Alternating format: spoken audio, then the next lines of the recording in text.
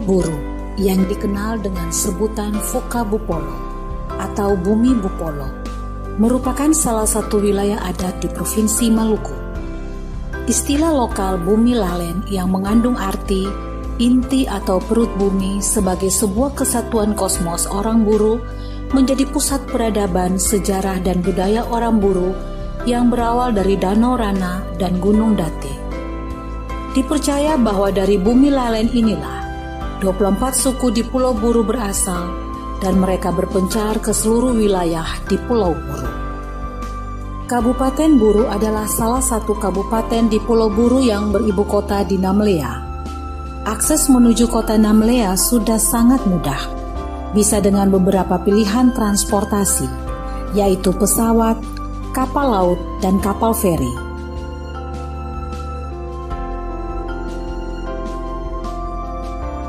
Setelah tiba di kota Namlea, mata kita akan dimanjakan dengan pemandangan tanaman kayu putih dan tanaman hotong yang menjadi ikon Pulau Buru.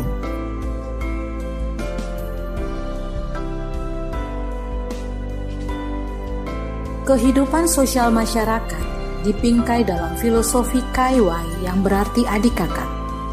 Hubungan sebagai orang basudara yang tidak dibatasi oleh perbedaan agama, ras, dan golongan. Kemajemukan suku di Namlea bukan penghalang dalam melestarikan seni dan budaya lokal. Seperti tari Sheval atau Cakalele Buru, tari Sawat Buru, tradisi penyambutan tamu, dan tari Boki Feten selalu ditampilkan dalam acara-acara adat maupun acara-acara. Assalamualaikum warahmatullahi wabarakatuh. Salam sejahtera bagi kita semua. Salam, Om Swastiastu, Namo Buddhaya, Rahayu. Halo sahabat semua, bertemu lagi dengan saya. Perkenalkan, nama lengkap saya Laamuman Haji SPD, asal Kabupaten Buru, Provinsi Maluku. Saya merupakan calon guru penggerak Angkatan 9 tahun 2023. Halo sahabat semua, perkenankan saya mempresentasikan tugas ruang kolaborasi dengan judul Nilai-nilai kearifan budaya daerah asal yang relevan menjadi penguatan karakter murid sebagai individu sekaligus sebagai anggota masyarakat. Sosiokultural di daerah asal, di dalam lingkungan pendidikan khususnya di sekolah, yang memiliki beberapa komponen, salah satunya pendidik dan peserta didik, tidak akan lepas dari sosiokultural daerah tersebut. Sosiokultural sudah menjadi kodrat alam yang terbentuk dari adat istiadat bermasyarakat. Terdapat beberapa konsep yang dapat diimplementasikan kepada peserta didik kaitannya antara konteks lokal sosial budaya dengan pemikiran Ki Hajar Dewantara. Yang pertama, peserta didik menyandang kodrat alam. Kembali ke filosofis Ki Hajar Dewantara bahwa anak menyandang kodrat alam seperti budaya, karakteristik, dan lingkungan. Kodrat alam tersebut bahkan sudah melekat pada diri anak sebelum ia masuk ke lingkup sekolah. Kedua, pendidik tidak menghilangkan kodrat alam. Sebagai seorang pendidik yang bertatap muka dengan anak setelah masuk lingkungan sekolah, pendidik perlu menyadari bahwa anak bukan kertas kosong yang dengan bebas mau dicoret dengan tinta warna apapun. Pendidik tidak memiliki hak untuk mengubah apalagi menghilangkan kodrat alam anak. Ketiga, pendidik mengeksplor kodrat alam anak yang dibawanya. Alih-alih mengubah kodrat anak sesuka tujuan pembelajaran, tetapi pendidik justru diharuskan untuk mengeksplor kodrat alam anak yang telah tersedia. Pendidik dapat menggali minat dan bakat anak agar dapat berkembang lebih baik. Potensi anak yang ada merupakan kodrat alam yang tidak perlu diubah-ubah. Misalnya, anak dengan postur tubuh yang ideal dan tinggi dipaksa untuk mengikuti latihan bola kaki, sedangkan anak tidak berminat sama sekali. Dia lebih suka menggambar atau melukis. Maka, walau pendidik merasa anak pantas untuk menekuni bidang olahraga, tetapi pendidik tidak diperkenankan memaksa. Justru bakat anak melukis yang harus dikembangkan. agar menemukan potensi diri yang lebih hebat lagi. Keempat, peserta didik mampu menghargai perbedaan. Suku adat dan budaya di sekolah yang majemuk menuntut pendidik untuk menuntun peserta didiknya agar saling menghargai. Menghargai dalam semua aspek di lingkup sekolah dan masyarakat. Bukan hanya peserta didik yang wajib memiliki etika menghargai,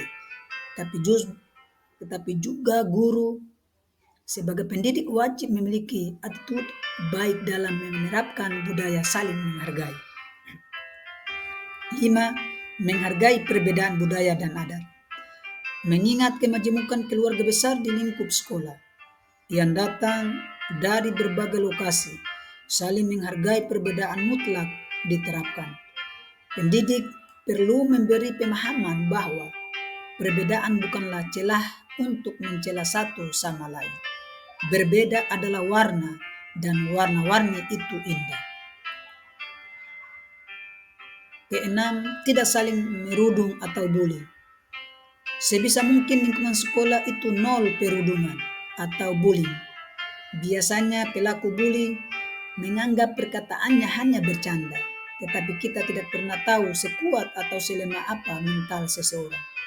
Maka seperti apapun bentuknya perkataan atau sikap merendahkan itu, tidak ada sisi baiknya. Jika saling menghargai sudah dapat diterapkan, maka aksi perundungan dapat diminimalisir. Ketujuh, menampilkan budaya dengan percaya diri. Demi memperkuat kecintaan terhadap budaya daerah dan melestarikannya agar tidak punah, maka menampilkan atau menyelenggarakan pameran budaya itu perlu dilaksanakan. Penyelenggaraan event apapun itu dan menyisipkan tampilan-tampilan budaya. Contoh, pada acara perayaan Hari Kemerdekaan, diadakan juga karnaval budaya dengan iringan-iringan yang mengenakan pakaian adat.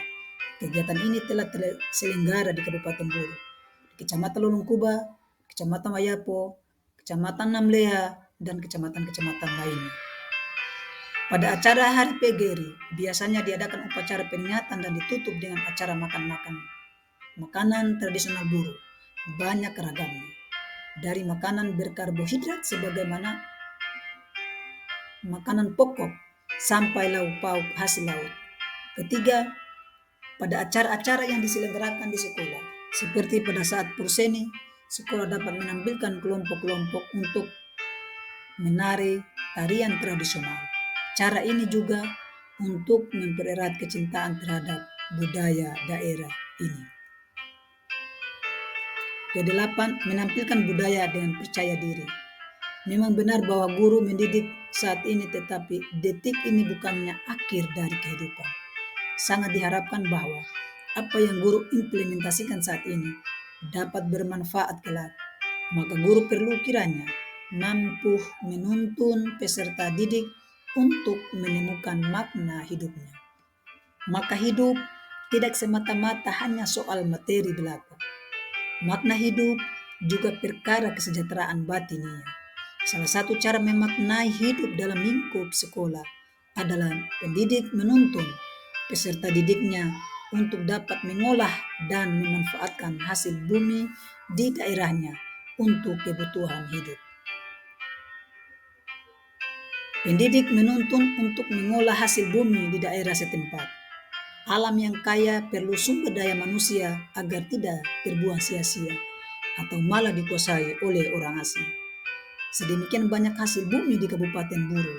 Salah satunya adalah tanaman yang mudah untuk dibudidayakan dan ditanam di lingkungan sekolah. Contohnya singkong yang mana dapat diolah dalam berbagai makanan. Olahan singkong yang bisa menjadi makanan sumber karbohidrat di Pulau Buru. Menanam singkong di lahan sekolah yang tidak butuh luas, singkong dapat diolah menjadi keripik, embal, direbus, dikelola, dan lain-lain, dikolak, dan lain-lain. Kemudian salah satu ikon yang tak ternilai adalah daun kayu putih yang diolah menjadi minyak kayu putih. Soal memanfaatkan hasil bumi ini juga menuai polemik. terhadap peserta didik yang memang berasal dari keluarga pemanfaat hasil bumi atau petani. Peserta didik di pesisir tidak sedikit yang meninggalkan sekolah demi memetik cengkih dan pala dan daun kayu putih. Dilema ini juga tidak sekolah akan tertinggal, tidak ke kebun maka tidak memiliki uang untuk sekolah. Hal ini bukan cuma melibatkan guru sebagai penyelesaian, tetapi juga pimpinan sekolah, bimbingan konseling atau orang tuanya. Penanaman pemahaman tentang pendidikan perlu disosialisasikan untuk orang tua dan anggota keluarga tentunya. Pendidik menuntun untuk menemukan makna dari hasil. Selain memanfaatkan hasil bumi, pendidik perlu menuntun peserta didik untuk menemukan makna berkelanjutan dari hasil bumi tersebut. Misalnya, mengajari untuk mengolah, memasarkan, dan diberi pencerahan seperti apa untuk perkembangan ke depan. 11. Peserta didik mampu menghargai leluhur. Disadari bahwa sebelum kita hidup, ada leluhur yang lebih dulu membentuk adat budaya di lingkungan yang menjadi kodrat alam anak. Perlu sekiranya anak dapat menghargai leluhur, para pahlawan termasuk pahlawan pendidikan, maka peserta didik diarahkan untuk menghargai leluhur beserta adat istiadatnya. Beberapa contoh cara menghargai leluhur adalah mengheningkan cipta dan berdoa untuk arwah para pahlawan. Implementasi di dalam dunia pendidikan biasanya dilaksanakan pada setiap upacara bendera saat mengheningkan cipta, menyanyikan lagu mengheningkan cipta. Kedua, berziarah ke makam pahlawan dan guru-guru yang telah wafat. Biasanya dilaksanakan oleh sekolah di saat-saat momen bulan Ramadan.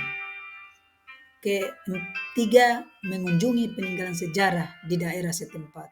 Biasanya dilaksanakan dalam konteks studi wisata religi. Kekuatan pemikiran Ki Hajar Dewantara. Ia menebalkan laku murid sesuai konteks lokal sosial budaya di daerah.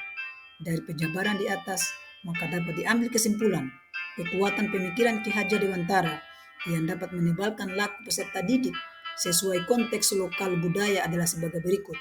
Yang pertama, menghargai asal-usul. Yang kedua, menghargai leluhur. Ketiga, melestarikan budaya. Keempat, memanfaatkan hasil bumi. Terima kasih. Demikianlah tadi sahabat hasil presentasi dari makalah saya. Lebih dan kurangnya saya mohon maaf. Billahi fisabilil haq fastabiqul khairat. Wassalamualaikum warahmatullahi wabarakatuh.